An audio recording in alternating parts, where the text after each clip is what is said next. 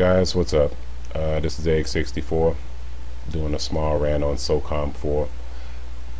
I haven't talked a bit about this. I haven't talked about Socom 4 in roughly 3 or 4 months.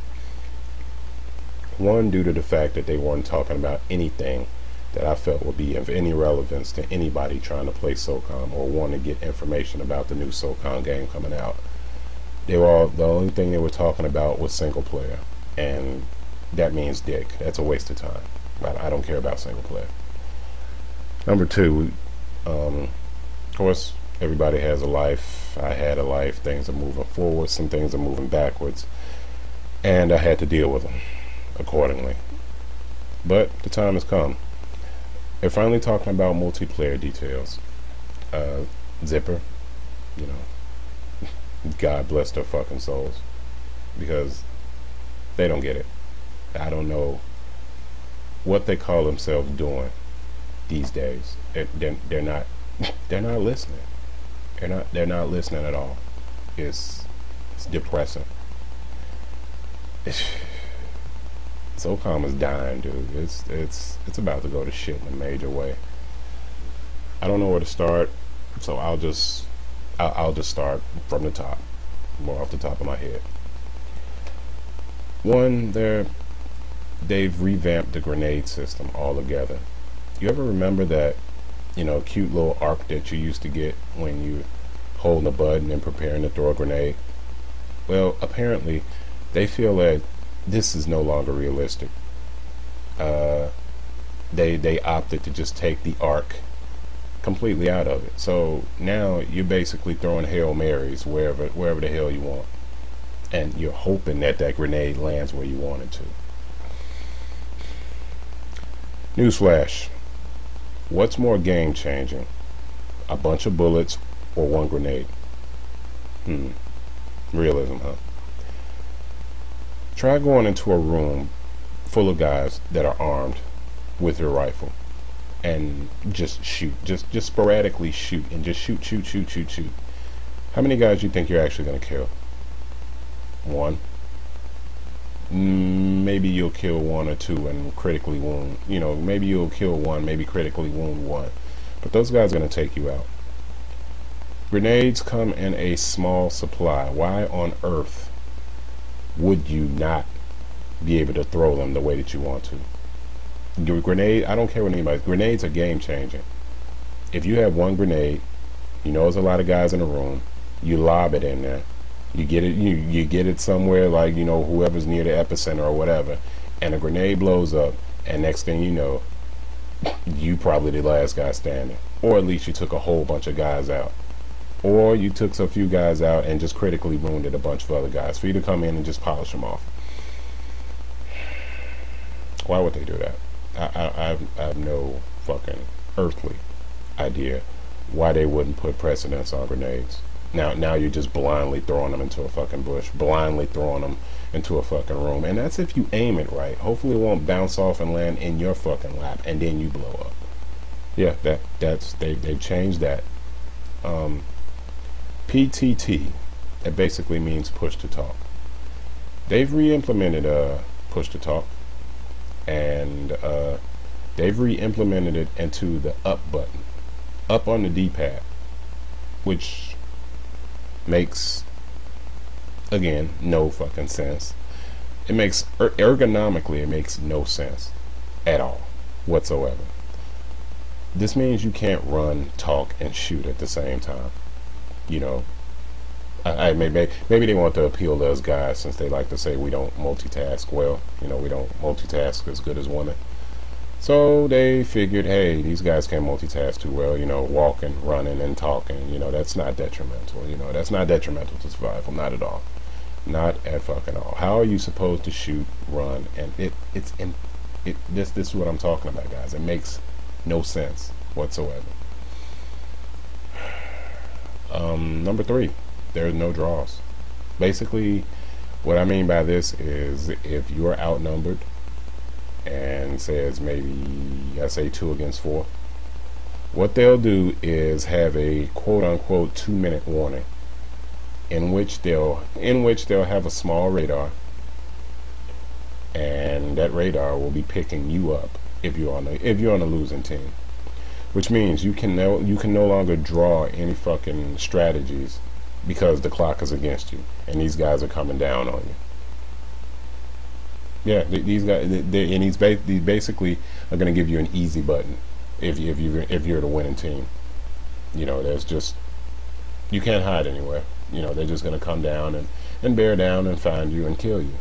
You know, all the elements of survival, all the elements of actually, oh, what's the magic word? Tactical. Oh yeah, people seem to have forgotten that word when it comes. You know, Zipper. They seem to have fucking forgotten that word. You know, tactical. That's done. That's out the window.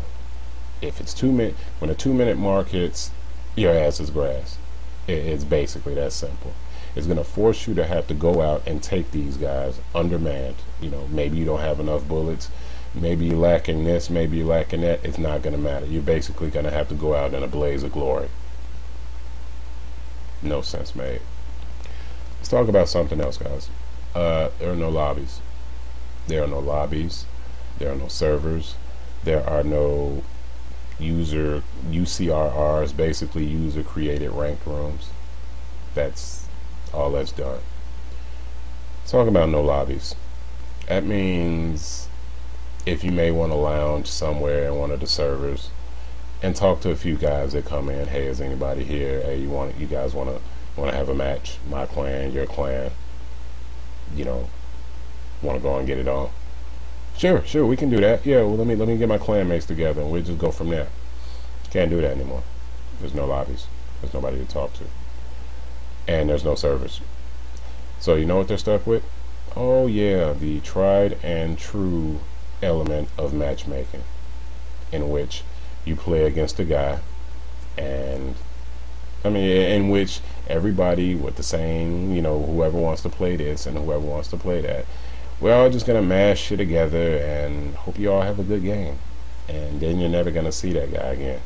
The guy may be cool, or people you may be playing against may be fucking worthwhile, but you know, you don't get to play against those guys again. They're trying to keep it a new and fresh experience every time. It's lazy. It's the laziest. It's lazy. It's useless. It kills the entire community aspect, which Socom just had its back on for so long, and it's gone. It's done. You know, you want to. It's done. It's being killed. It's basically being killed off. What's next? This is fucking disheartening me, dude. Really. Podcasts and forums.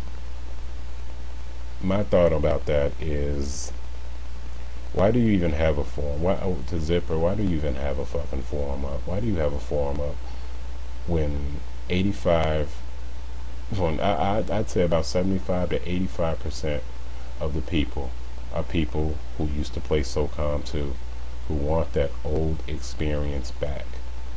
They claim to make all these podcasts and they claim to be listening. They want to get our feedback, and it doesn't fucking matter. In the end of the day, it doesn't matter. It's like being fired from a job, but you know, before we have you bag your shit up and have security escort you out the door, we just want to know how you feel about it.